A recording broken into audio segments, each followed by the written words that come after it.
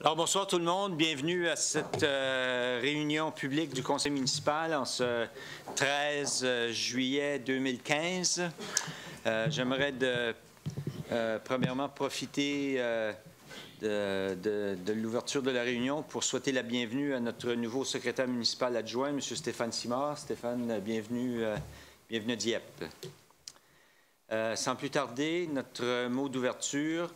Chers collègues, ayons la sérénité d'accepter les choses que nous ne pouvons changer, le courage de changer les choses qu'on peut et la sagesse de connaître la différence.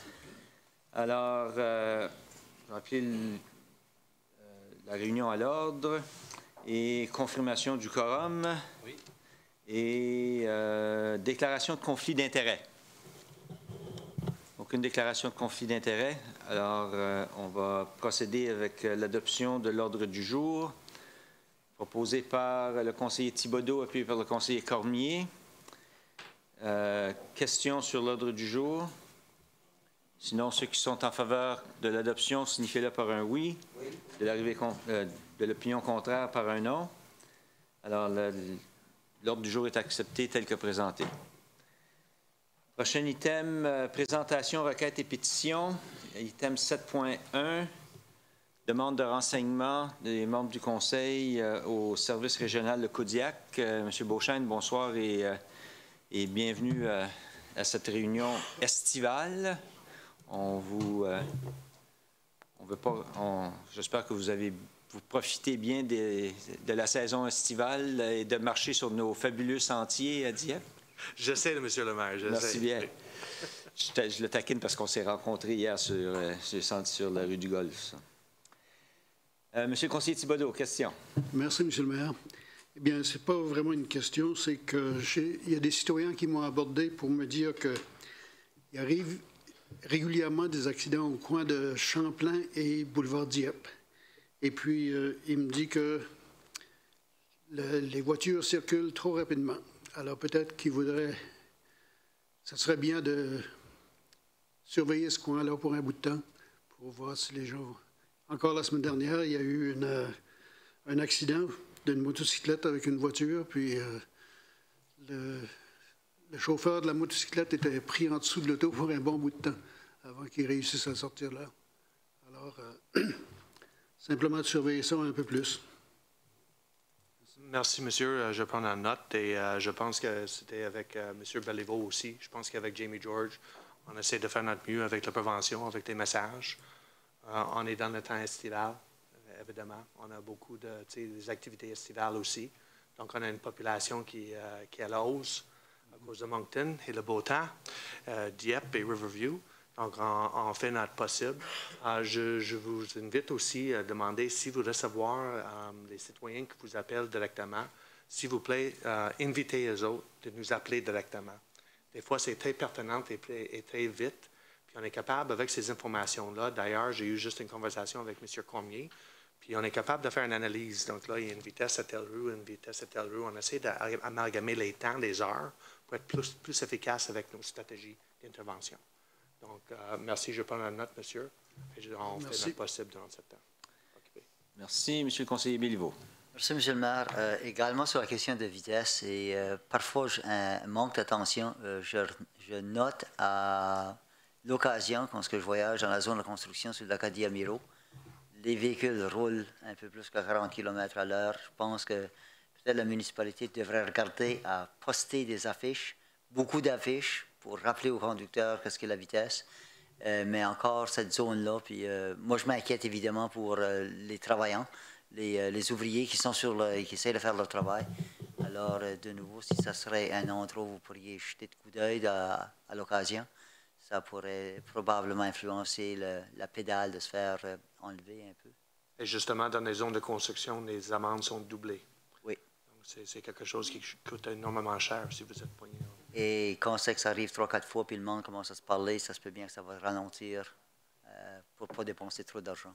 Merci. Merci, M. le maire. C'est bien pris en note. Merci.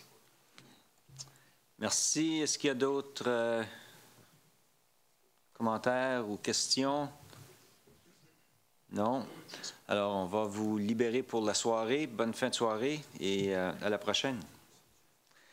Est-ce qu'il y a des présentations publiques? Je vois qu'il y a une présentation publique pour le projet de révision du plan d'aménagement municipal.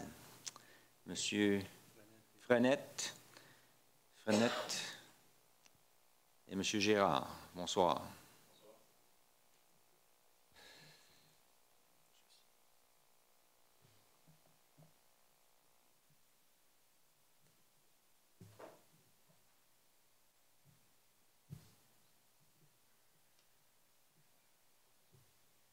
Donc, merci, Monsieur le maire. Ce soir, ça nous fait plaisir d'entamer officiellement la révision du plan municipal. Donc, pour les prochains mois, vous allez voir, il va y avoir la présentation publique, aussi l'audience publique en termes de l'arrêté de zonage. Ce soir, on va aborder le plan municipal. C'est un document là, que ça fait déjà pratiquement 2 ans et demi qu'on travaille à la révision du plan municipal. Donc, l'aperçu de la présentation ce soir, on va aborder premièrement qu'est-ce qu'un plan d'aménagement municipal et d'un arrêté de zonage. Mais ce soir, comme j'ai dit, ça sera seulement le plan municipal qu'on va aborder. Que doit contenir un plan d'aménagement municipal? La vision et les grandes orientations du plan d'aménagement municipal pour la ville de Dieppe, puis les principaux changements au plan municipal. Donc, qu'est-ce qu'un plan municipal? C'est le principal document d'urbanisme d'une municipalité. Le document comme tel pour la ville de Dieppe, c'est un document, règle générale, la durée de vie d'un plan municipal, c'est pour une période de 20 ans, mais avec révision à tous les 10 ans. C'est un arrêté qui est adopté par le Conseil, puis ça contient aussi des principes et propositions qui servent à guider le développement de la municipalité au cours des années. À titre d'exemple, le plan d'aménagement municipal de la ville fait 96 pages. Il y a 193 principes, puis il y a 97 propositions. Pourquoi un plan est important pour une municipalité? C'est le document qui sert de base à tous les autres documents en matière d'urbanisme.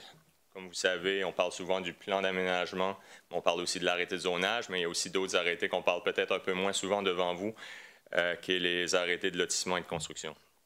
Puis, c'est le principal document pour les rezonages.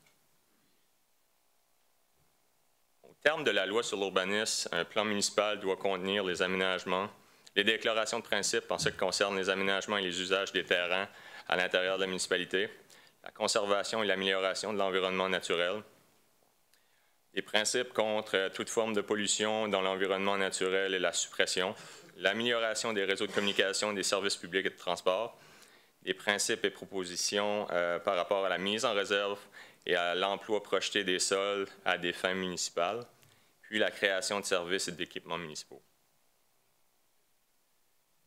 Les grandes orientations du plan d'aménagement municipal qui est présenté pour ce nouveau plan, il y a 10 grandes orientations qui sont les suivantes. Promouvoir une communauté saine et durable, créer des collectivités compactes et efficaces, fournir un système de transport multimodal intégré, offrir un excellent réseau de parcs et de sentiers, adresser des besoins en matière de logement pour tous les résidents, promouvoir un centre-ville fort et dynamique, protéger et améliorer l'environnement naturel, protéger la réserve foncière contre tout aménagement prématuré.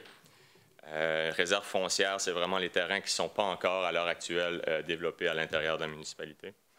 Favoriser la prospérité et la croissance économique durable, puis promouvoir le patrimoine et la culture acadienne. En termes de vision du plan municipal, le plan municipal de Dieppe, c'est un plan basé sur les principes clés du développement durable. Comme vous savez, le développement durable, c'est un développement qui répond aux besoins des générations actuelles sans compromettre les besoins des générations futures. Il y a 4 thèmes, 4 volets, disons, au développement durable. Un nouveau volet des dernières années, c'est la participation publique, participation citoyenne.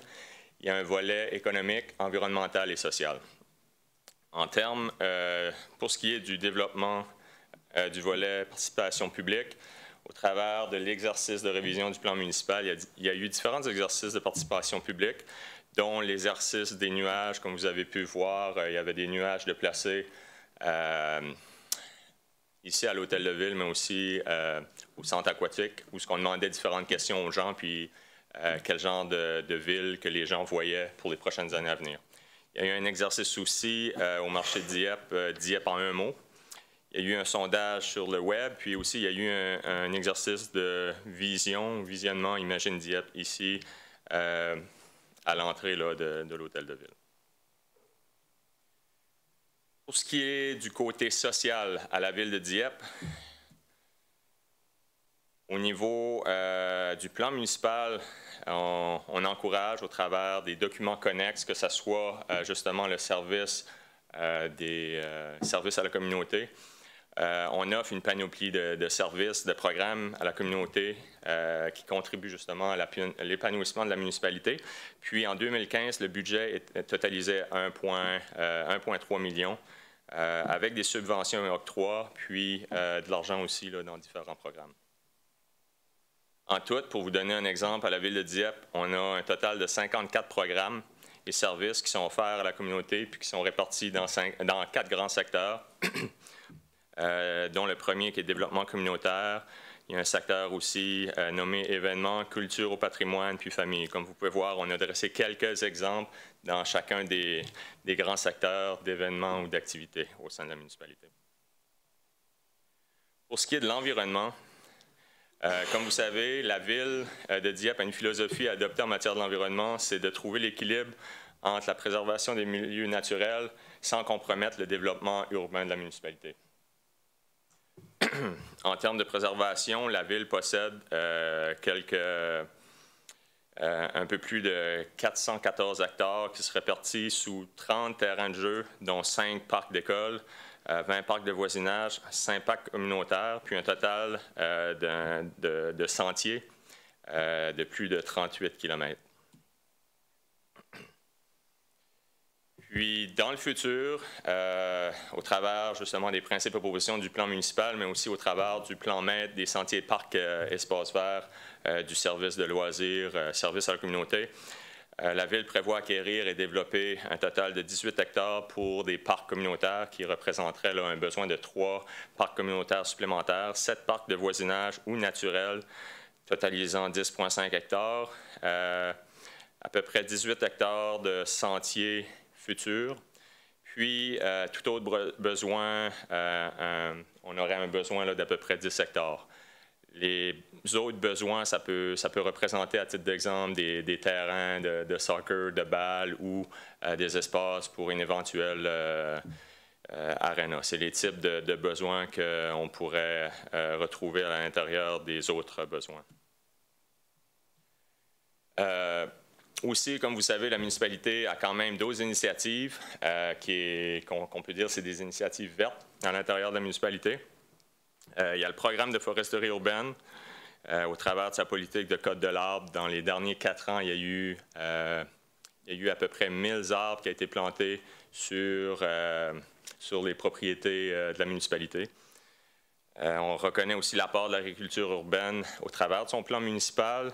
Une des particularités qu'on a à Dieppe, c'est que dans toutes les zones, que ce soit une zone résidentielle, commerciale, industrielle, institutionnelle, on permet des jardins communautaires sur des terrains vacants ou sur des friches non développées.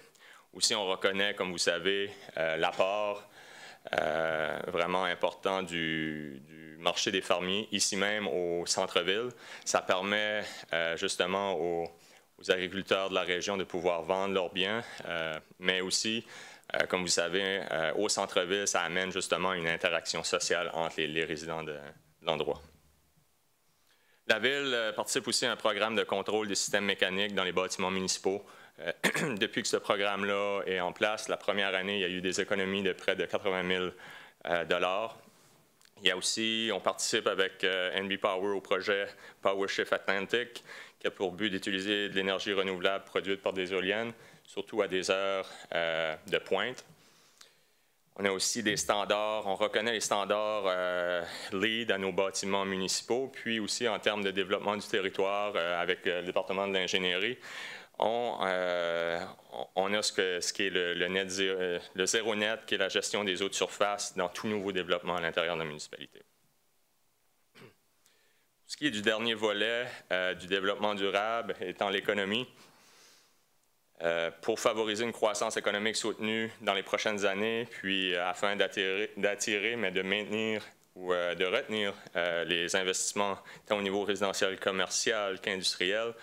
Le plan municipal dresse 4 grands objectifs directeurs, qui est de promouvoir la ville de Dieppe comme un centre de développement urbain dynamique, de bâtir une économie forte, diversifiée et durable à l'intérieur des secteurs ciblés, d'élargir le potentiel de croissance de la ville sur le plan de l'économie et de l'emploi pour offrir aux résidents de Dieppe une excellente qualité de vie, puis finalement développer et maintenir des partenariats régionaux pour le développement économique de la région.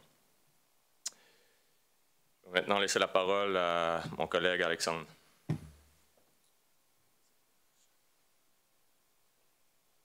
Donc, c'est quoi les principaux changements qui ont eu lieu entre le plan d'aménagement de 2008 et puis qu'est-ce qu'on propose aujourd'hui?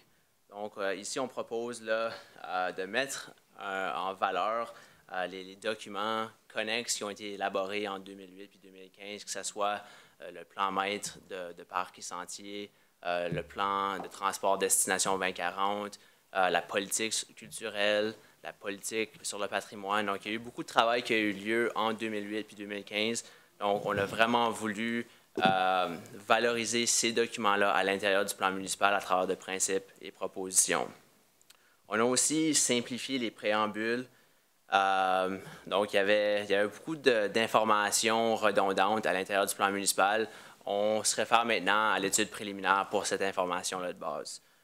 Donc, on a identifié chaque déclaration comme étant soit une orientation, un objectif, un principe ou une proposition, afin de faciliter la lecture du plan, puis aussi au niveau d'interprétation. Donc, quand on vient devant vous pour un rezonage, on peut se référer à un principe ou une proposition élaborée dans le plan municipal.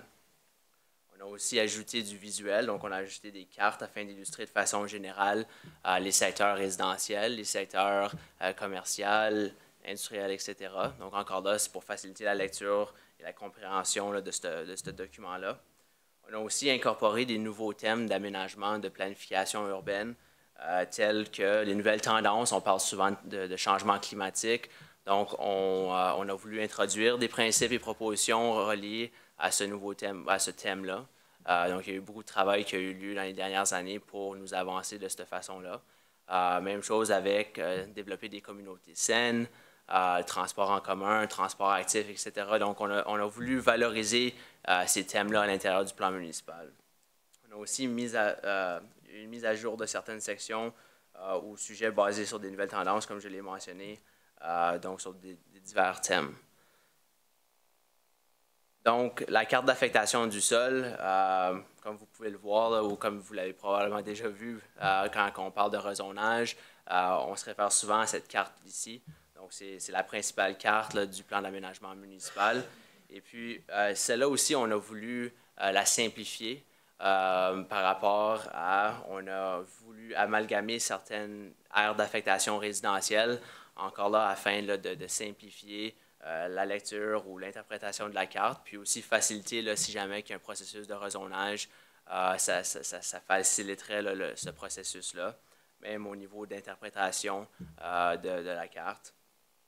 Donc, je vais rentrer un peu plus en détail là, par rapport à chacun des secteurs, par rapport à résidentiel, commercial, institutionnel, voir quel genre de principes et propositions qu'on suggère. Donc, comme vous pouvez voir devant vous, qu'est-ce qui est illustré en jaune, c'est principalement les secteurs résidentiels de la municipalité. Donc, encore là, le plan municipal vise à encadrer le développement résidentiel à l'intérieur de ces secteurs-là à travers des principes. On parle de développer soit une plus forte densité d'habitation familiale le long soit des collectrices ou des artères, des routes artérielles. Aussi, des principes pour stabiliser les quartiers résidentiels, prévenir certaines nuisances qui pourraient peut-être provenir de certains types d'aménagements. Pour les secteurs commerciaux, encore là, le plan vise à encadrer le développement commercial à certaines sections ou à certains secteurs de la municipalité. On connaît bien la place Champlain et ses alentours, le boulevard Dieppe qui est en pleine croissance, la rue Champlain. Donc, tout ça, le plan municipal vise à encadrer l'intensité, la forme du développement commercial. Même chose pour les secteurs industriels. On a le parc industriel, le parc d'affaires, ainsi que le secteur industriel entourant l'aéroport. On a l'avenue d'aviation qui reçoit beaucoup de développement industriel. Donc, tout ça, encore là, le plan d'aménagement vise à encadrer le développement, l'intensité, aussi d'encadrer l'intensité d'usage industriel ainsi que sa compatibilité avec les usages environnants. Donc, on ne veut pas compétitionner soit avec l'aéroport par rapport à même des questions d'auteur. On ne veut pas que les secteurs industriels causent certaines nuisances par rapport au secteur environnant. Donc, tout ça, les objectifs ici, c'est d'encadrer le développement industriel. On voit ici en bleu les secteurs communautaires, donc sont localisés de façon stratégique afin d'accommoder l'aménagement de parcs communautaires, d'écoles. Donc, comme vous pouvez voir là, ici, ces endroits-là sont stratégiquement localisés à l'intérieur de la municipalité. Au niveau là, du centre-ville, comme vous pouvez le voir ici sur la carte, le centre-ville, ici, on a pour but là, de valoriser la mixité d'usage. On veut encore encadrer l'intensité d'usage, permettre peut-être au bâtiment d'aller un peu plus haut que certains autres secteurs de la municipalité. Donc, encore là, un secteur très important pour la municipalité. Ici, pour les secteurs d'intérêt écologique et de conservation, l'objectif ici, c'est de préserver, conserver les secteurs, les caractéristiques environnementales importantes à l'intérieur de la municipalité, soit le marais de Chartersville, les ruisseaux, travailler en collaboration avec les parties prenantes, soit le ministère de l'Environnement pour protéger ces cours d'eau-là. Donc, encore là, on a rédigé des principes et propositions pour protéger et conserver là, ces caractéristiques environnementales-là. Et puis, au niveau de la réserve foncière, dans le plan 2008, on l'appelait le secteur rural. On a voulu l'appeler la réserve foncière parce que c'est exactement ça que c'est. C'est la réserve pour le développement futur, pour les générations à venir. Donc, ici, c'est important là, de voir qu'une fois que la municipalité est rendue là au niveau des services, que financièrement, ça fait du sens à venir développer dans ces endroits-là. C'est là où est-ce qu'on pourra présenter là, des modifications là, pour ouvrir ce territoire-là à du zonage qui encourage une plus forte intensité de soit résidentielle, commerciale, etc.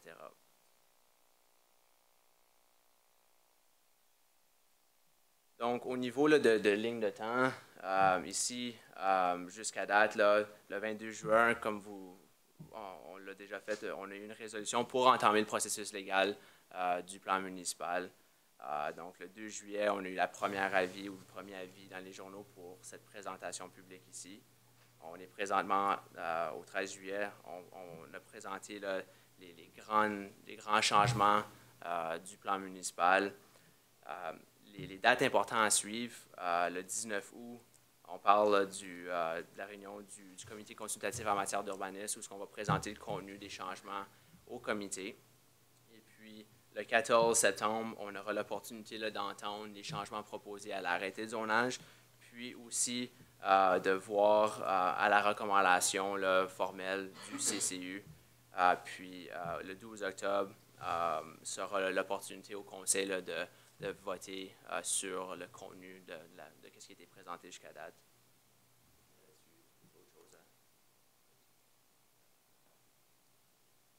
OK, ben c'est vrai. Au niveau, là, donc les citoyens ou les résidents ou les commerçants, quoi que ce soit, à partir d'aujourd'hui, jusqu'à 30 jours d'aujourd'hui, ont l'opportunité de nous écrire leurs commentaires par rapport à ce qui est proposé comme changement. Puis aussi, l'arrêté tel quel, puis la carte d'affectation du sol est disponible pour visualiser soit sur notre site web, ainsi là, que au bureau là, du service de planification, s'ils veulent venir consulter le document tel quel pour encore là, poser des commentaires formels. Okay. Merci. Je présume qu'il y a déjà des avis qui sont prêts pour paraître dans les journaux, pour réviser les 30 jours, pour informer les citoyens. Le 30 jours? Au niveau de la pratique du 30 jours, c'est jamais de quoi qu'on met dans les journaux. Par contre, à la minute du premier avis du 2 juillet, c'est là qu'on les informe. À partir de venir ici ce soir, vous vous présenter. On a déjà des gens qui ont vu les avis des journaux. On a déjà une personne ou deux qui est venue nous consulter là, au bureau, consulter le projet d'arrêté. Mais c'est pour ça là, que c'est important pour nous de le dire qu'il y a 30 jours à partir de ce soir à venir consulter les documents. Okay. Merci. Question de la part des membres du Conseil, M. Béliveau. Merci, M. le maire. Justement, M. le maire, sur cette note, je pense que la municipalité devrait prendre un rôle assez actif pour s'assurer que les gens sont rappelés, que s'ils ont des commentaires, des suggestions, des renseignements à nous remettre, ça sera le temps de le faire. Le point que j'aimerais aussi apporter ce soir, c'est que ça a été bien décrit, puis on l'a bien vu, le secteur centre-ville, mais je note l'absence de Haute-Ville. Est-ce que ça se trouve à être plus une des priorités que la Ville veut continuer le développement de la Haute-Ville? Alors, je soulève le point ce soir pour voir est-ce que c'est tout simplement quelque chose qui sera ajouté ou est-ce qu'on a choisi de ne pas s'en faire?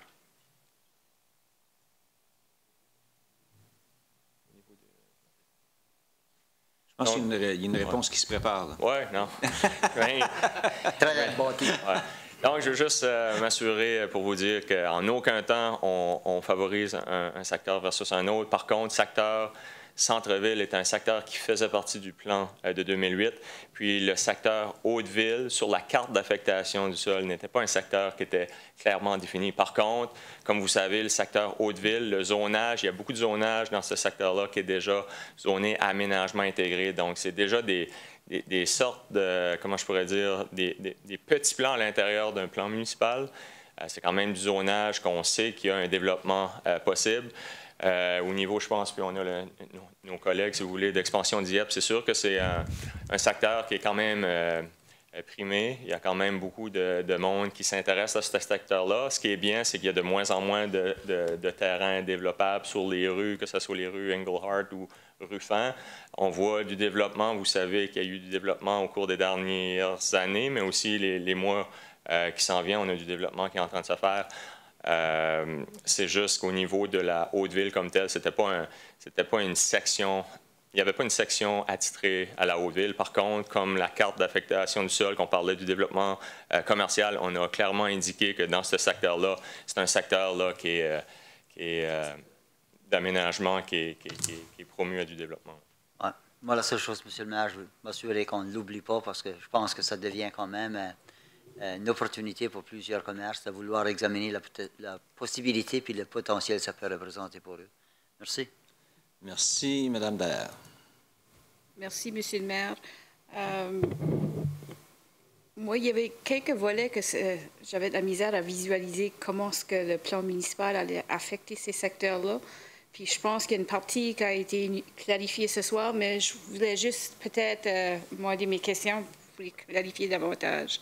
En termes d'orientation, c'était pas clair pour moi comment est-ce que le plan municipal allait promouvoir le patrimoine et la culture acadienne.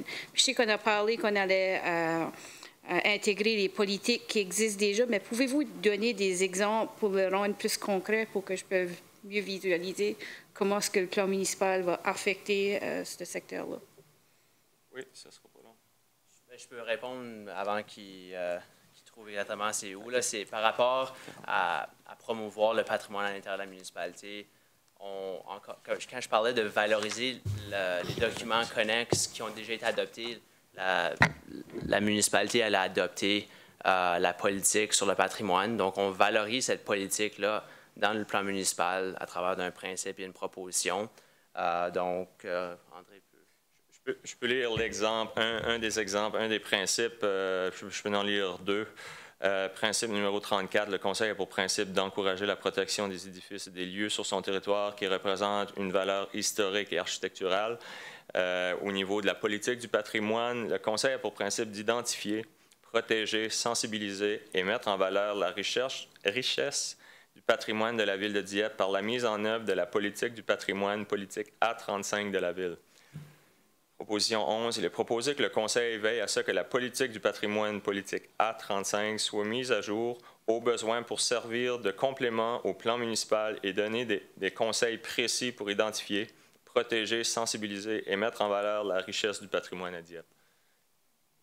Okay. Donc, c'est ce qu'on retrouve dans le plan municipal. Ça explique pour le patrimoine puis pour la culture acadienne, y avait-tu des exemples pour ça ou c'était juste intégré dans le patrimoine? Encore là, comme on a dit, on met beaucoup d'emphase dans le plan municipal des autres documents connexes qu'on a déjà à l'intérieur de la municipalité. Donc, sans lire mot pour mot qu'est-ce qui est écrit au niveau de la politique culturelle de la ville de Dieppe, on met l'emphase là sur la politique culturelle de Dieppe, politique L7, qui parle justement là, de la politique culturelle à l'intérieur de la municipalité. Puis, une question semblable. J'étais fière de voir que le plan ciblait les différents secteurs du développement durable, entre autres l'économie. Puis, je trouvais que cette section-là de la présentation était faible en termes d'exemples. Puis, il y en a qui étaient plus évidents de comment ce que le plan municipal pouvait affecter. Mais celle-là que j'avais plus de questions, c'est élargir le potentiel de croissance du plan économique et de l'emploi. Surtout le volet emploi, je n'étais pas trop claire de comment ce que le plan municipal pouvait affecter ça. Si vous pourriez peut-être élaborer plus. Au niveau de l'emploi, puis au niveau de la section l'économie, on a fait un choix parce qu'on essayait de quand même raccourcir. On avait des graphiques. C'est des graphiques qui sont souvent présentés soit au conseil, soit au travers des rapports mensuels où ce qu'on voit justement le développement économique avec les permis, puis ça, à même titre là, que le développement avec Expansion Dieppe. Dans le fond, qu'est-ce que le plan municipal fait avec certains principes et propositions? Si on encourage des opportunités en termes de développement du territoire, soit en ouvrant du territoire, soit en faisant des investissements, que ce soit par les routes, que ce soit pour, à titre d'exemple, le parc industriel. On a vu, il y a eu des bons investissements les dernières années pour ce qui est du développement de l'aviation, mais on est quand même proactif. On regarde déjà avoir une phase 2, une phase 3, qu'est-ce qui serait le potentiel pour être en mesure de, si que le besoin est là, on est déjà prêt à agir. Justement, là, on valorise certains secteurs de la municipalité. Je donne un exemple industriel, mais c'est la même chose avec le centre-ville. Une des propositions qu'on fait dans le plan municipal, c'est d'entamer, suite à la révision du plan municipal puis à l'acceptation du document, c'est d'entamer un processus de révision de la vision du centre-ville. On a une vision qui date quand même de plusieurs années, c'est de voir en date d'aujourd'hui, est-ce que c'est encore la même vision, est-ce qu'on doit la retravailler? C'est toutes des études connexes qui vont suivre aussi, puis on en parle dans le plan municipal à ce niveau-là. Okay, merci. De rien. Merci, Mme Dallaire. Monsieur le conseiller Thibodeau. Merci, Monsieur le maire. J'ai une question à savoir. Est-ce que vous avez prévu dans le plan municipal la nécessité de prévoir plus d'espace pour le déneigement entre deux habitations en rangée, par exemple? Vous savez de quoi je parle. On a eu des problèmes avec ça dans la dernière année. Oui.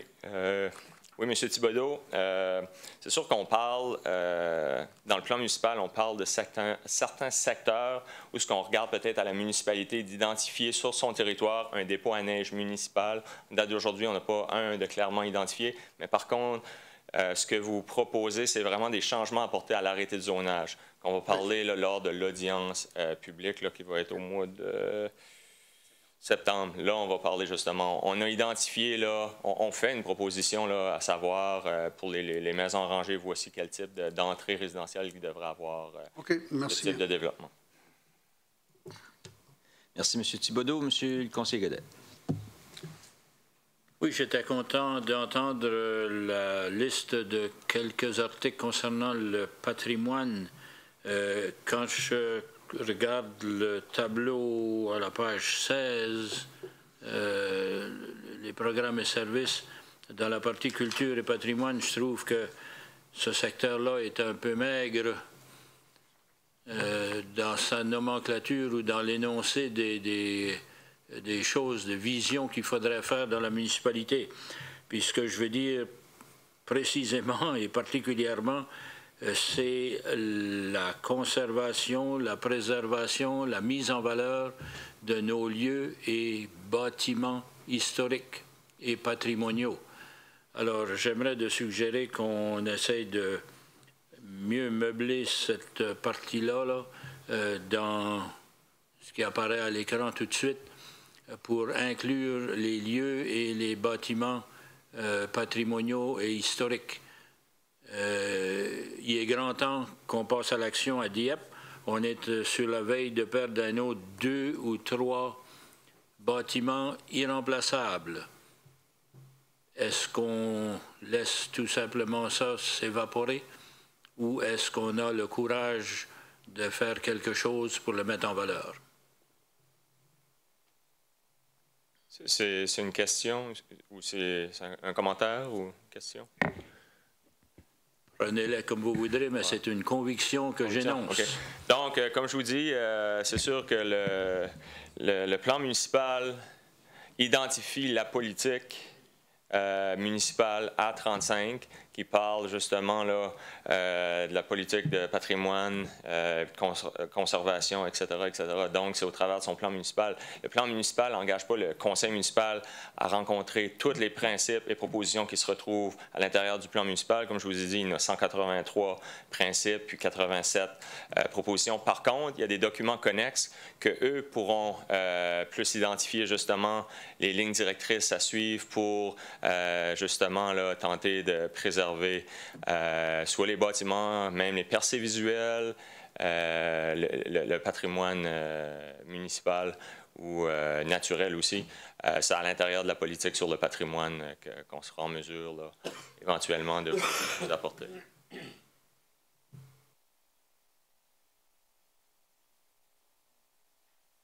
D'autres questions ou commentaires? Sinon, merci pour votre présentation. Puis, on se revoit à la prochaine étape. Toujours sur la rubrique numéro 7, est-ce qu'il y aurait d'autres présentations, requêtes ou pétitions du public? Non? Alors, item 9, adoption des procès-verbaux.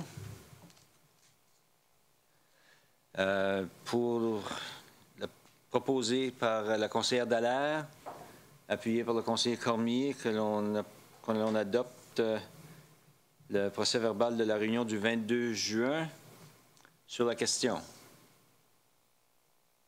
Ceux qui sont en faveur signifient-le par un oui, de l'avis contraire par un non.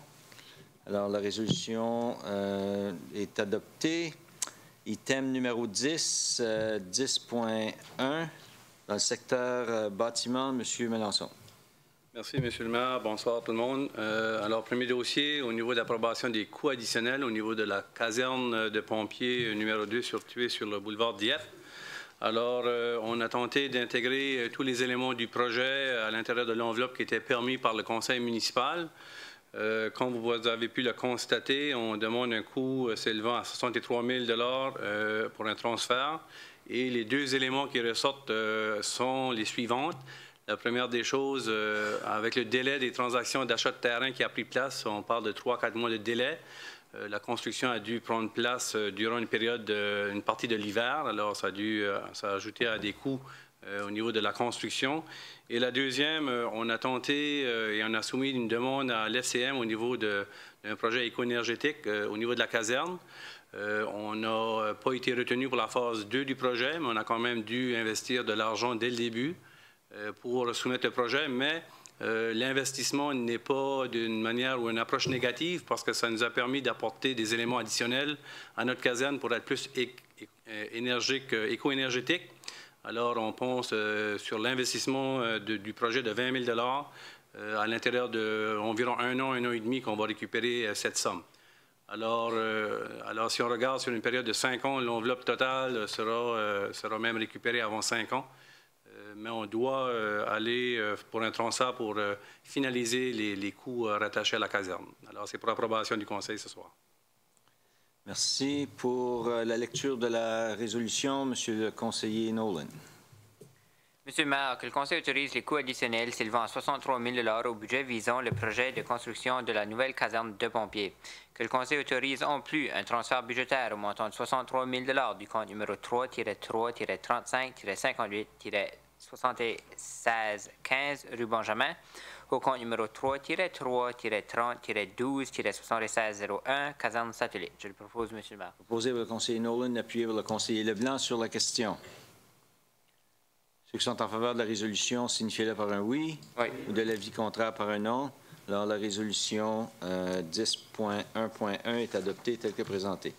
10.2, culture, loisirs et services communautaires, ou vie communautaire. Alors, vous avez devant vous le premier sujet, autorisation de signature d'un contrat de gestion avec les Centres des arts de la culture de Dieppe.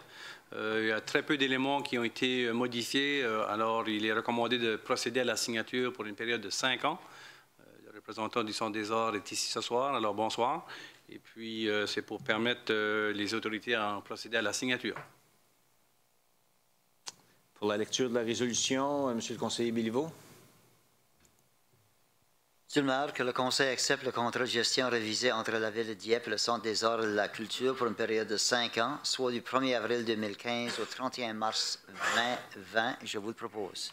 Proposé par le conseiller Béliveau, appuyé par le conseiller Dallaire sur la question. Aucune question? Monsieur le conseiller Godette. En lisant le texte, ça a attiré mon attention que le gérant avait beaucoup de responsabilités personnelles dans l'exécution de ses tâches. Mais éventuellement, je me suis rabattu sur la description originale qui veut dire que le terme gérant veut vraiment dire l'organisme du Centre des arts et de la culture. Parce que dans plusieurs cas, le gérant est responsable de payer les assurances, il est responsable de payer les salaires, il est responsable de faire les réparations, etc., etc. Je trouvais que ça lui en demandait beaucoup pour son pauvre salaire. Alors, éventuellement, s'il y a quelqu'un qui lit ce texte-là, il faut savoir que le terme « le gérant » représente la corporation. Est-ce que je suis correct en disant ça? Monsieur le maire, exactement. Conseil Godette, à l'article 1.1c, la définition de gérant est clairement indiquée que ça définit le Centre des arts et de la culture. Merci. Ça répond à votre question? Oui. Monsieur le conseiller Thibodeau. Merci, Monsieur le maire. Moi, c'est simplement des choses que j'ai remarquées qui ne sont pas claires. Par exemple, au paragraphe 12.4, page 57, on parle de la société à sans but lucratif. Alors, est-ce que c'est à but lucratif ou sans but lucratif? Pour moi, c'est pas clair. C'est ambigu, la façon que c'est écrit. J'ai manqué le 12. Oui, c'est ça. 12.4, page 71. 12.4. C'est ça que tu la comprends. Ça met à 100. But non lucratif. Juste des erreurs de frappe qui seront corrigées avant la signature. OK. Et puis, j'en ai un autre. C'est à la page 66.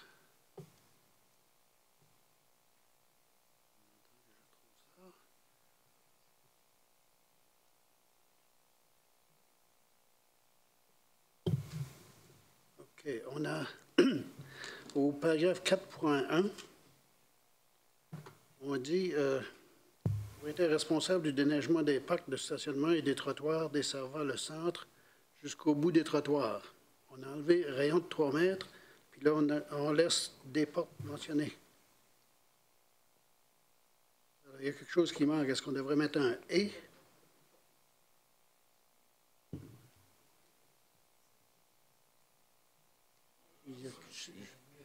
Je ne sais pas qu'est-ce qu'on a voulu dire, là, mais ça porte à confusion. Au bout du trottoir et des portes mentionnées au paragraphe. Est-ce que Mme Cormier, vous avez des précisions sur cela? On veut dire que le centre est responsable de ses portes jusqu'au bout du trottoir de la municipalité. La municipalité va aller jusqu'au trottoir, puis le trottoir à la porte, c'est la responsabilité du centre. Les parties, c'est clairement identifié.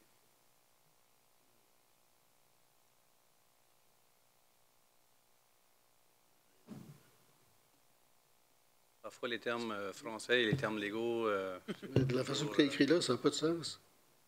Jusqu'au bout des trottoirs, des portes mentionnées. C'est sur deux côtés du centre, c'est sur les côtés de l'Acadie. Le trottoir, c'est la responsabilité du centre. C'est les portes mentionnées qui est au paragraphe 3.7. 3.7, c'est ça. Ouais, mais le point est que ça devrait peut-être ajouter « et les trottoirs ». On va passer la soirée là-dessus, là.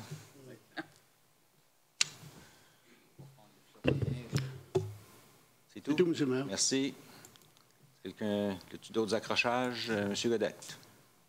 D'une façon ou d'une autre, si c'est les trottoirs ou si c'est les portes mentionnées, il va soit un accent aigu S additionnel ou un S additionnel. De ce que j'entends, c'est les portes mentionnées, accent aigu S, ça clarifierait le texte.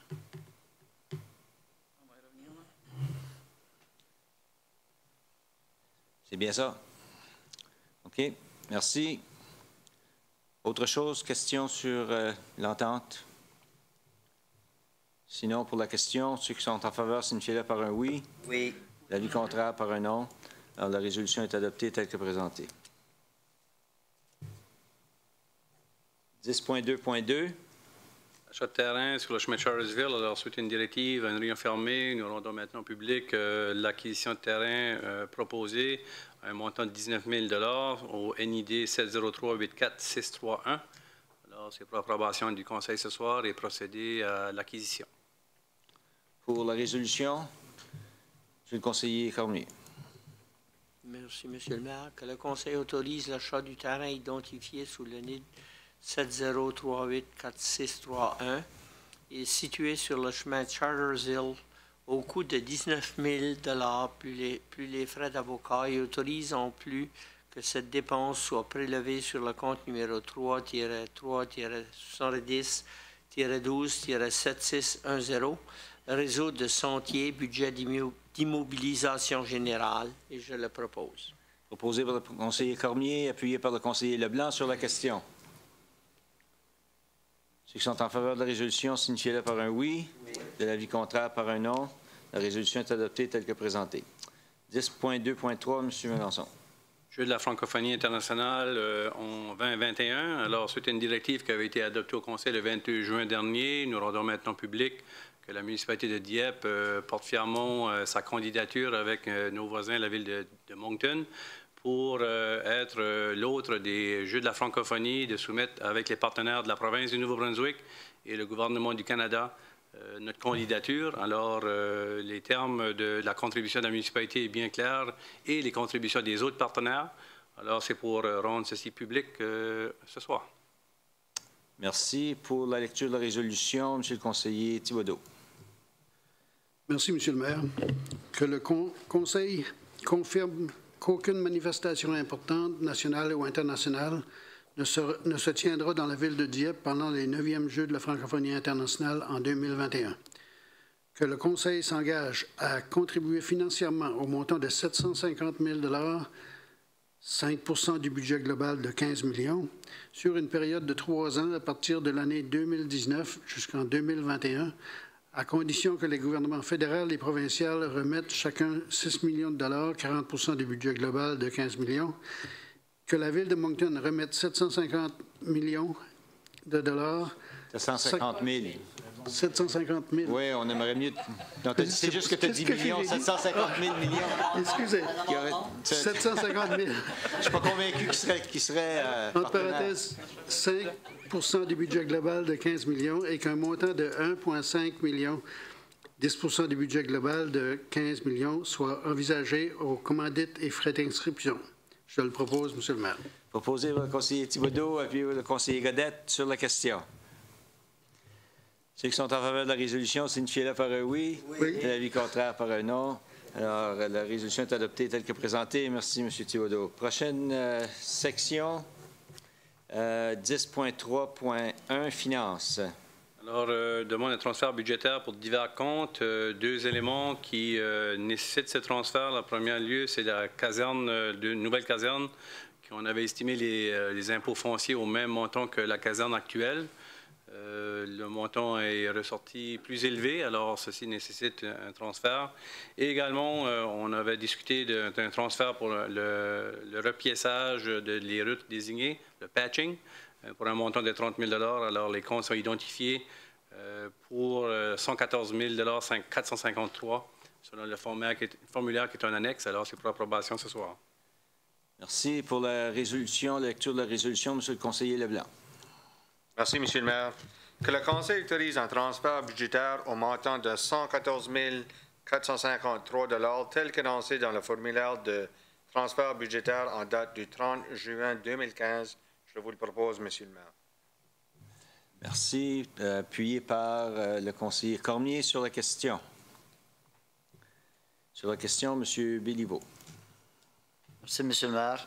J'ai deux questions à ce sujet. La première étant, c'est quoi la valeur de nos deux casernes? Parce que là, on voit que... Quoi, c'est ça la question? La première, c'est les valeurs de nos deux casernes, s'il vous plaît.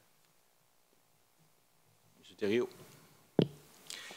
La caserne située sur la Gauvin est évaluée à l'entour de 2,7 millions versus l'autre, la caserne satellite, est plutôt dans les 4,5, 4,6 millions.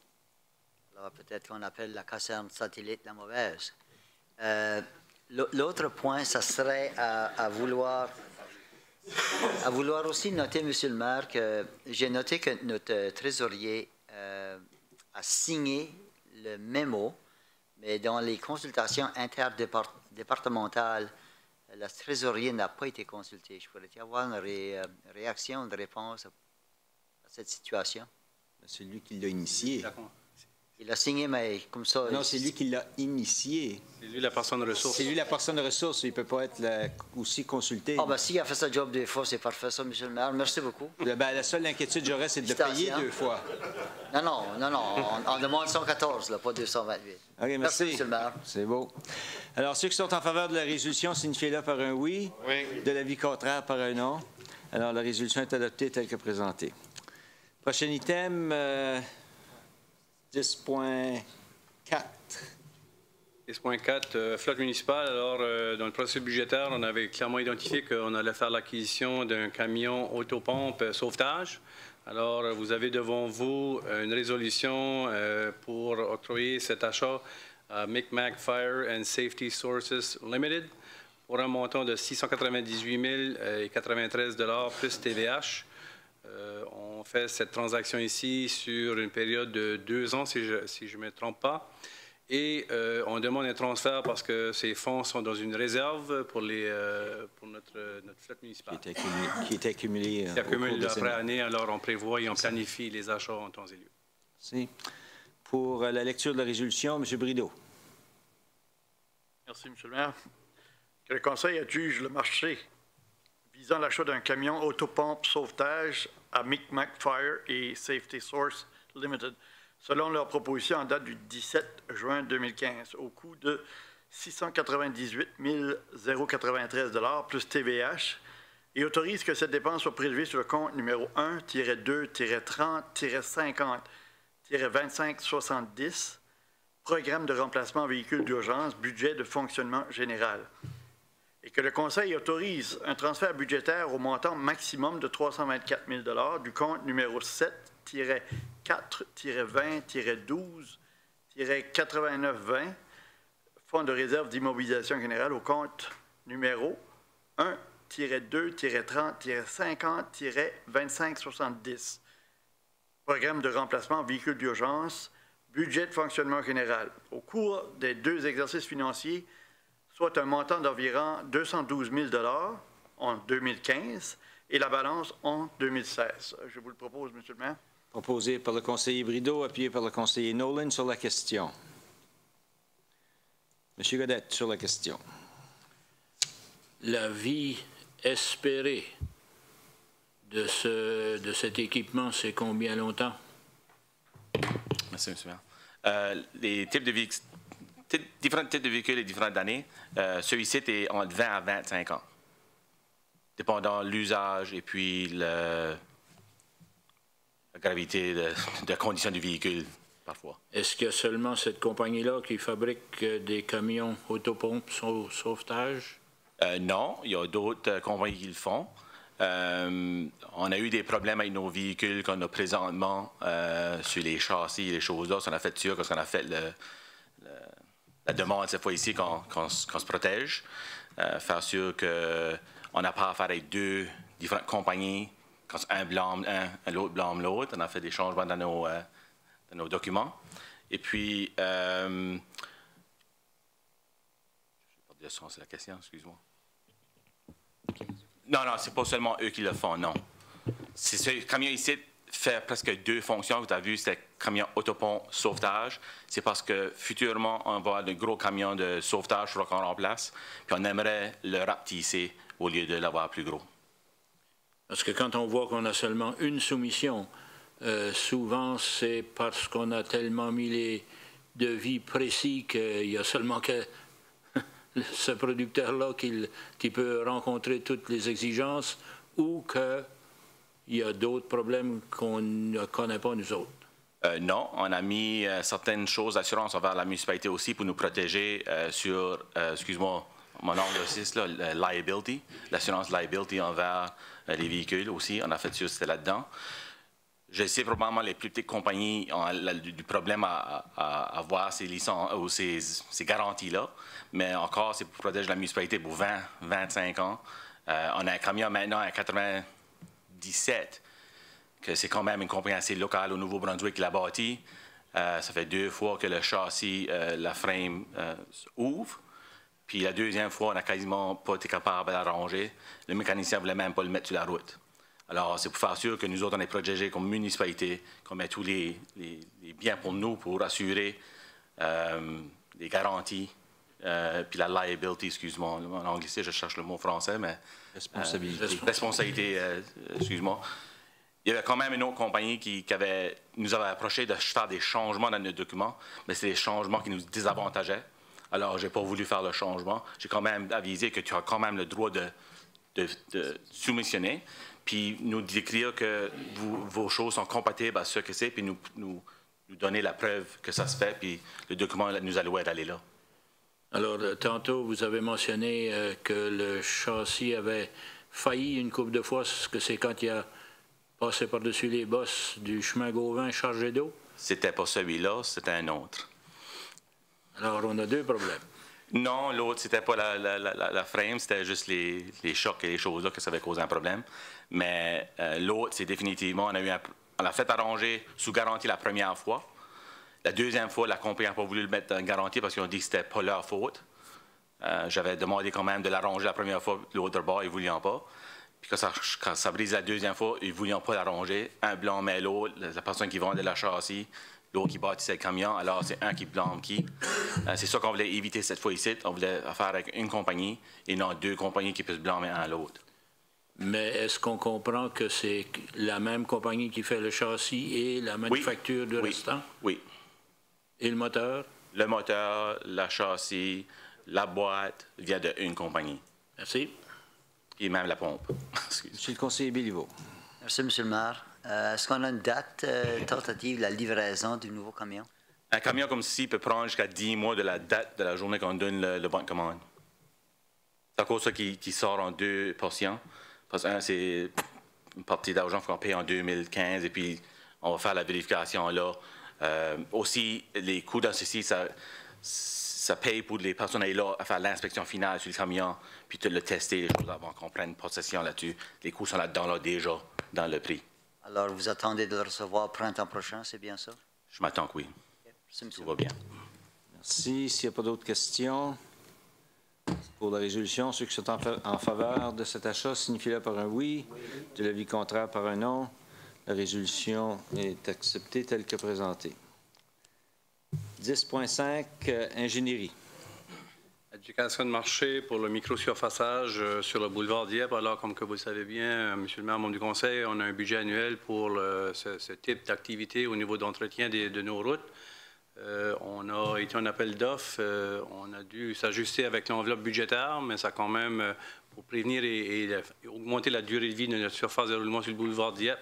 Vous avez devant vous une proposition de Industrial Coal Milling de la division Miller Group Inc. pour un contrat de 193 367,50 pour procéder à le microsurfaçage qui va se dérouler entre l'avenue Lakeburn et la rue Aucoin.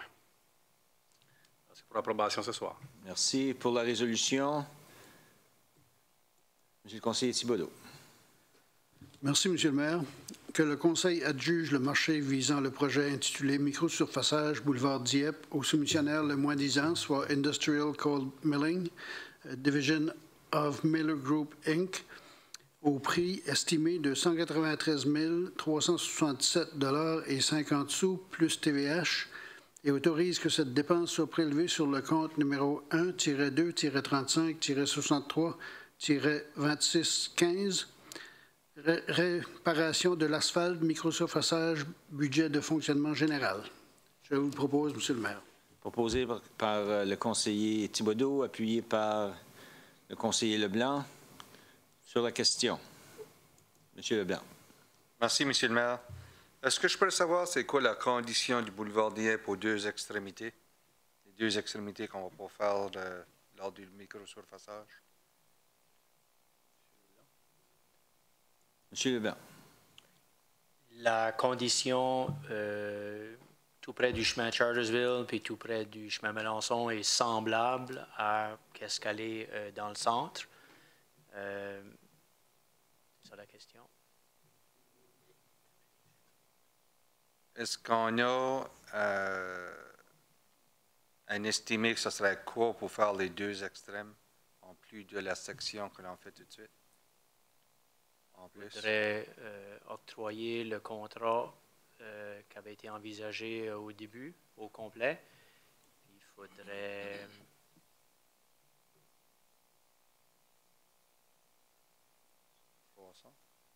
ajouter un autre à peu près 80 000 $. Juste dommage que, Monsieur le maire, qu'on ne peut pas trouver une manière à transférer des fonds d'un compte ou d'un autre, si possible, pour faire au complet, parce qu'on finira avec deux coupures, même si on le fait en temps et lieu. On finira avec deux coupures dans le chemin. On le fait en temps et lieu. Monsieur le maire, on a dû procéder à quelques transferts, entre autres la neige, si vous vous rappelez bien, qui a été vraiment pénible à vous recommander ce montant-là, mais c'était la réalité de la neige de l'hiver dernier. Alors, on est vraiment à la limite de qu'est-ce qui est disponible. C'est la réalité. L'homme et les bas sous la neige? Ça n'a pas aidé. C'est certain que, évidemment, pour renflouer le 500 000, 550 000 $, il faut quand même les prendre en quelque part, puis il faut sacrifier certains travaux. Mais quand on regarde dans le contexte de tous les travaux qui sont faits autour de la ville du côté de l'asphalte, c'est peut-être des choses où on pourra se rattraper dans les années qui viennent plus tôt que plus tard. Monsieur le conseiller Godette. C'est un petit peu dans ce sens-là que ma question allait, mais il y a déjà eu des commentaires là-dessus. Pourquoi choisir cette section-là? Est-ce que dans votre évaluation, c'est un peu du pareil au même de faire ce bout-là ou l'autre bout qui aurait été entre l'Englehart et Lakeburn? La section, Monsieur le maire, la section entre la Englehart et le boulevard et le chemin Chartersville est prévue pour être réasphaltée, donc un mill and pave. J'essaie de me rappeler si c'est l'année prochaine ou l'année d'ensuite. Donc, c'est dépassé le temps déjà où on aurait pu mettre un microsurfaçage. Puis, et celui-là que vous proposez, il est encore temps de le faire profitablement? Exactement, oui. Merci. Monsieur le conseiller Béliveau. Merci, M. le maire. Je note justement dans l'information qui nous a été remise que le service d'inspection pour le travail sera fait par le service d'ingénierie. Est-ce que ceci est de l'habitué ou est-ce que ceci c'est l'exception à la règle générale?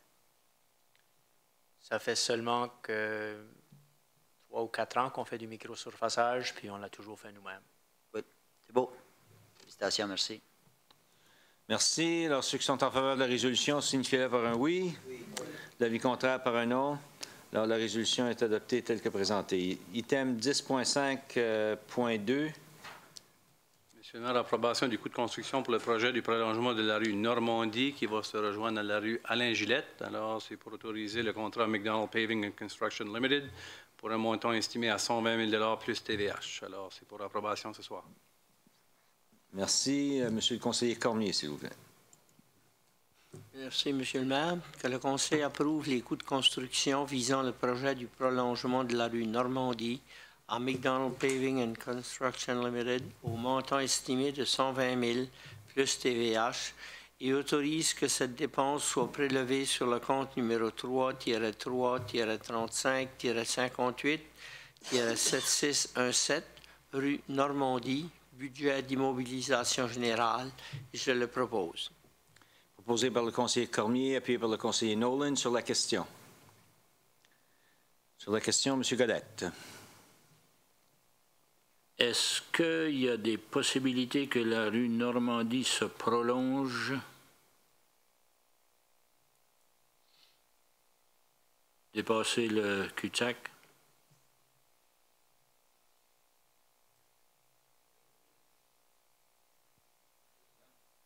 Oui, monsieur le maire.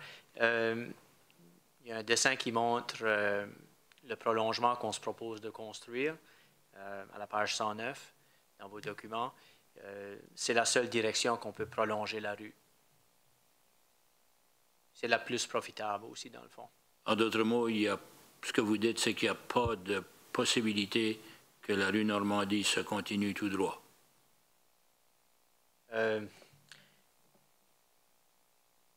On n'a pas étudié, je vais vous parler de mes impressions parce qu'il n'y a pas eu d'études détaillées de fait, mais il y a un stationnement directement, disons qu'on prolongerait la rue Normandie sur l'axe qu'il est présentement là, ça nous amènerait à travers un stationnement privé, puis une entrée privée. Ça, il y a un bloc appartement au bout de la rue Normandie.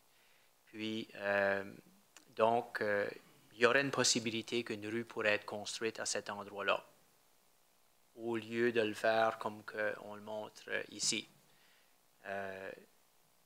L'opportunité qui s'est présentée, c'est de le construire à l'endroit qui est montré là, pas ailleurs.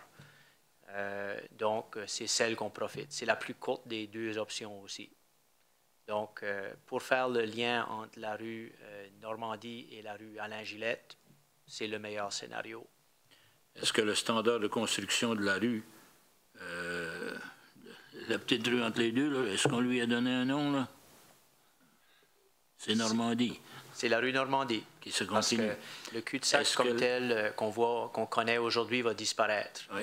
Quand on aura fini, ça va ressembler comme si la rue fait juste un 90 degrés à la droite. Est-ce que le standard de construction sur ce bout de rue-là est différent du standard de construction du cul-de-sac même? La rue, les épaisseurs de matériaux et tout ça sont les mêmes normes. La rue, le bout de rue qu'on construit est un petit peu plus étroit, par contre, que le restant de la rue Normandie. Est-ce que vous détruisez le restant du cul-de-sac? Il faudra refaire il faudra enlever l'asphalte dedans, puis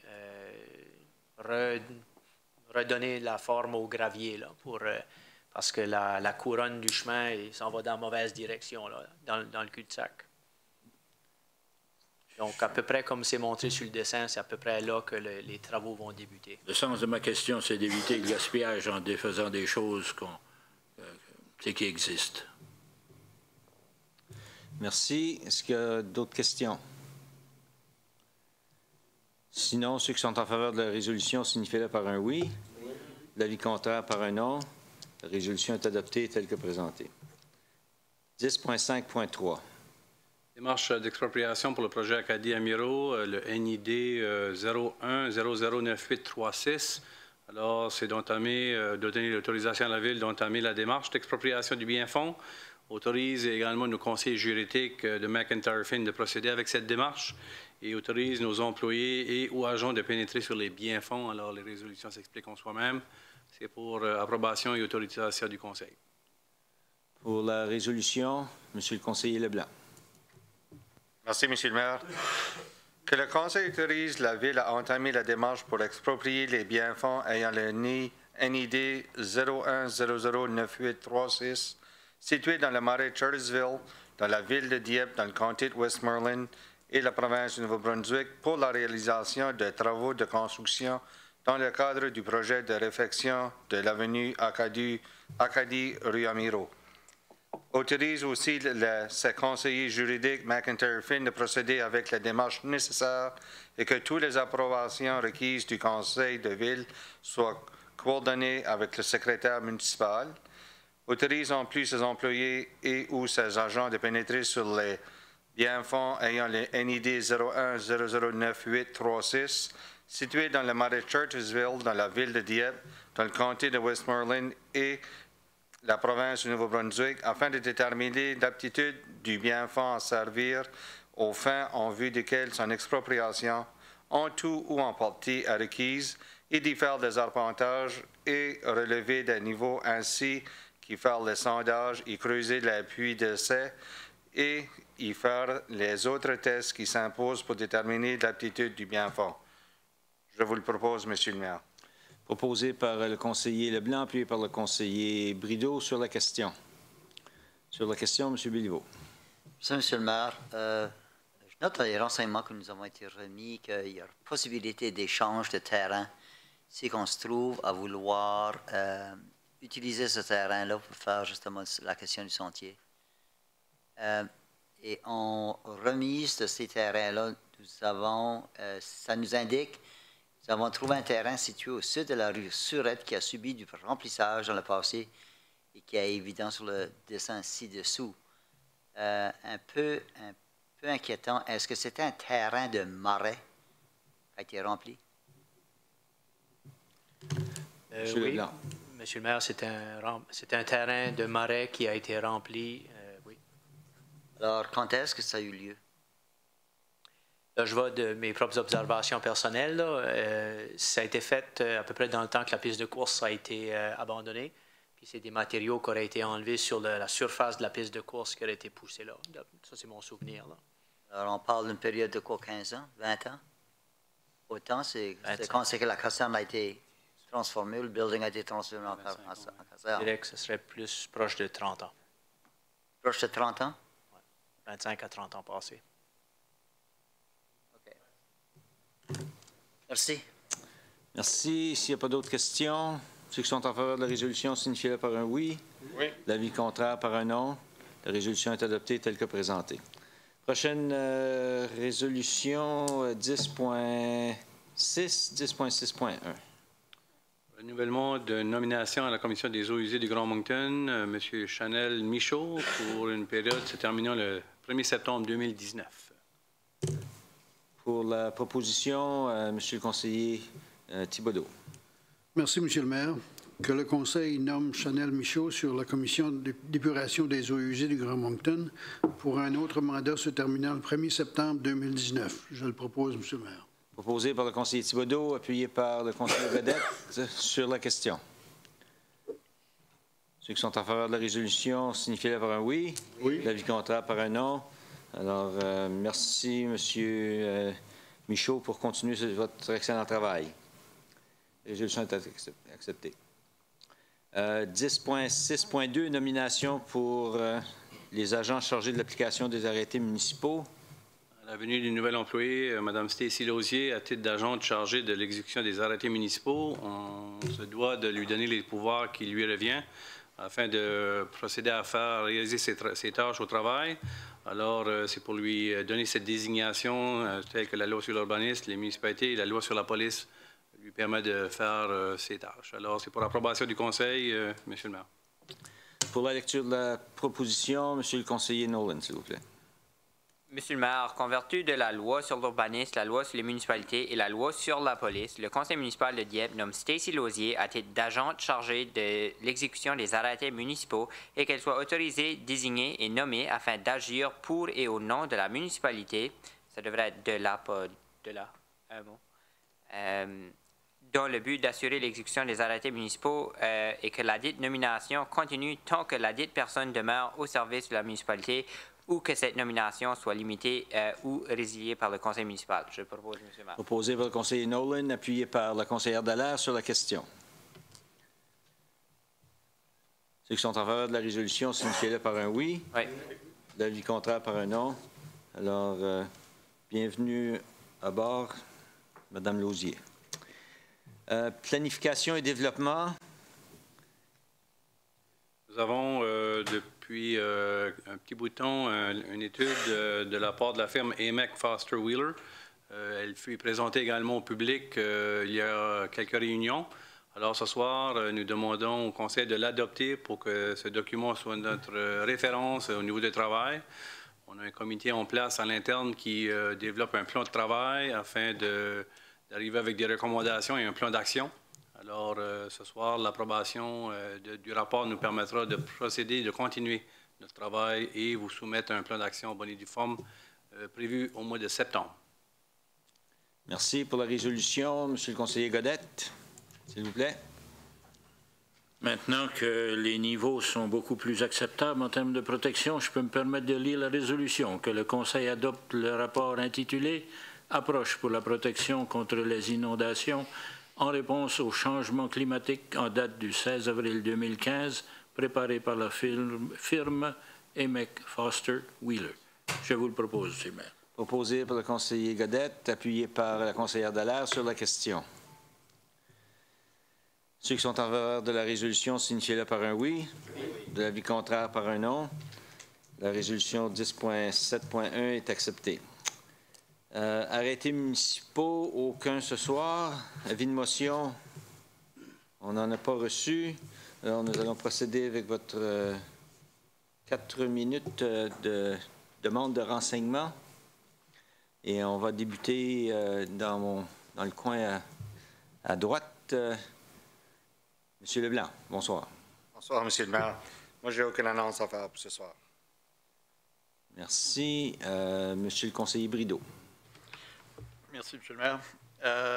J'aimerais juste amener un petit point qui s'adresse surtout aux gens qui possèdent des animaux de compagnie, des petits chiens qu'on promène sur le bord des rues. J'aimerais juste demander aux gens la courtoisie de ramasser les petits sacs verts qui est le résultat de votre petit toutou, et de mettre ça dans... Parce que ça m'est venu à plusieurs reprises des commentaires des gens dans mon voisinage et de d'autres voisinages que ça devient un problème. Alors, je lance un peu la demande de respect au niveau des propriétaires de chiens, de ramasser et d'amener dans vos poubelles, et non pas les laisser sur le bord des rues, parce que les laisser sur le bord des rues, vous savez qu'on n'a pas personne qui ramasse ça derrière vous. Donc, je me dis, bon, respect pour tout le monde et bon été à tout le monde. Merci, Monsieur le conseiller Nolan. Merci, M. le maire. Pareil comme M. le conseiller Brideau, juste une belle été à tout le monde, à cette heure que l'été est commencé finalement. Donc, c'est ça. C'est tout. Merci, Mme la conseillère Dallaire. Merci, M. le maire. Pas d'annonce ce soir. Merci, M. le conseiller Godette. Oui, moi aussi, j'ai plusieurs commentaires sur le produit de la digestion des petits animaux qui trottinent le long des sentiers. Puis la grande plainte, c'est que la plupart des déchets sont ramassés, mais ne sont pas amenés au contenant autorisé. Alors, peut-être que de notre côté, du côté de nos services, il y aurait lieu d'avoir soit des contenants plus rapprochés, mieux identifiés, ou de toute façon plus invitants à s'en servir. Je voudrais signaler que c'est les journées acadiennes à Grand-Pré la fin de semaine prochaine et je voudrais féliciter l'unité pastorale Marie-Reine de l'Acadie qui regroupe les 3 paroisses catholiques de Dieppe et je voudrais remercier particulièrement le directeur Valmont Bourque et sa chorale Sainte-Thérèse qui est la communauté à l'honneur le dimanche 19 juillet à 10h30 à Grand-Pré avec la messe et un concert de circonstances qu'on les a invités à donner au début de l'après-midi. Je sais que l'autobus est rempli, mais les voitures individuelles sont bienvenues à faire le trajet de 3 heures pour se rendre jusqu'à Grand-Pré dimanche prochain, le 19. Et je souligne aussi que le samedi 18, à Grand-Pré aussi, il y a les 4 conférences d'intérêt historique. Alors, il y avait un autre élément, c'était pour moi les bâtiments et les lieux patrimoniaux. J'en ai parlé tantôt. Je vous remercie. Oh, j'avais une question pour M. Leblanc, le directeur des travaux publics, de l'ingénierie, excusez-moi. Allez-y. L'utilisation de la terre et des autres matériaux appropriés pour des fins municipales, en termes de remplissage, en termes d'utilisation pour des projets de fins municipales bénéfiques, est-ce qu'on réussit à en faire bon usage de toute la terre qu'on enlève dans tous les trous? Toute la terre utilisable par la municipalité est utilisée sur des propriétés municipales. Il y a, quand on pense au projet Acadia Miro, tu viens de le dire, il y a beaucoup de matériaux qui sortent de là qui n'est pas utilisable pour personne. Ça fait que ça, c'est les contracteurs qui s'occupent de l'amener à un site qu'ils ont trouvé eux autres mêmes.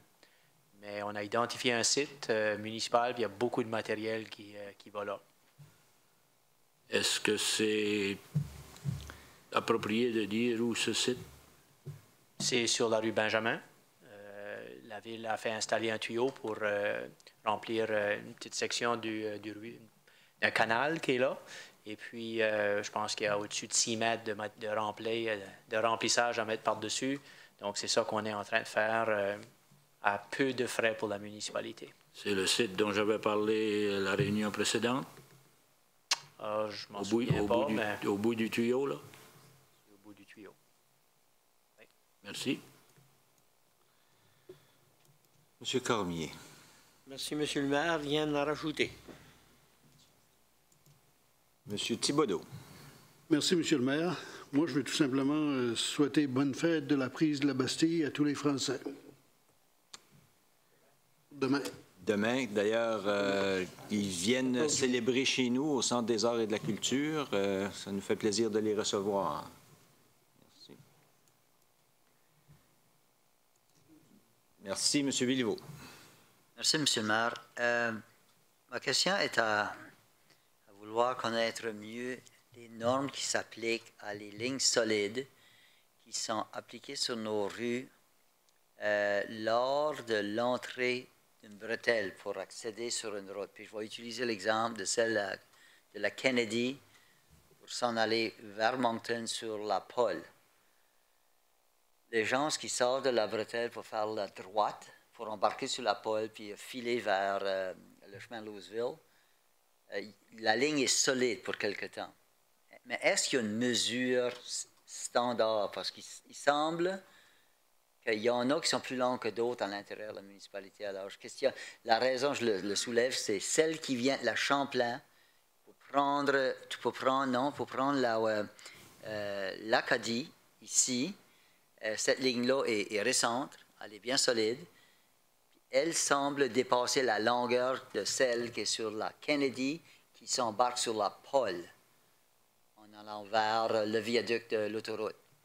Alors, j'aurais voulu savoir s'il y avait des normes. En autre mot, c'était 10 mètres, 15 mètres, 20 mètres.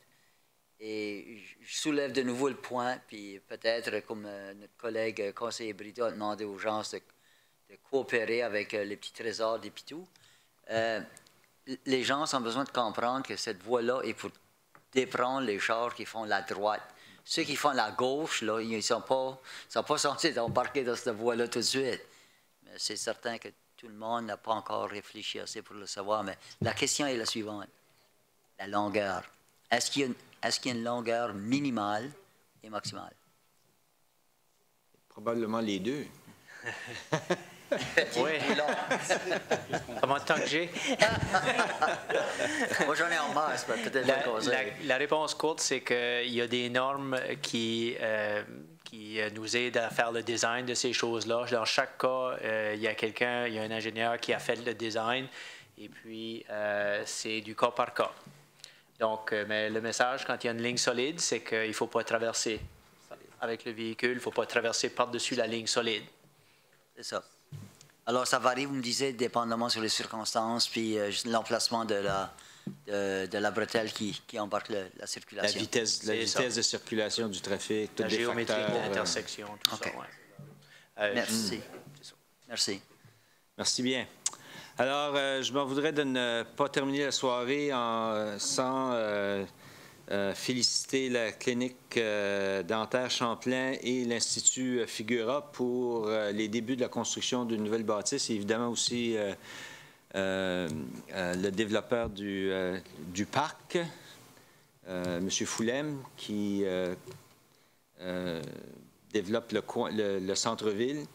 Et féliciter encore une fois toutes ces entreprises pour le développement continu de notre centre-ville à l'intersection de la rue Champlain et de la rue du Marché.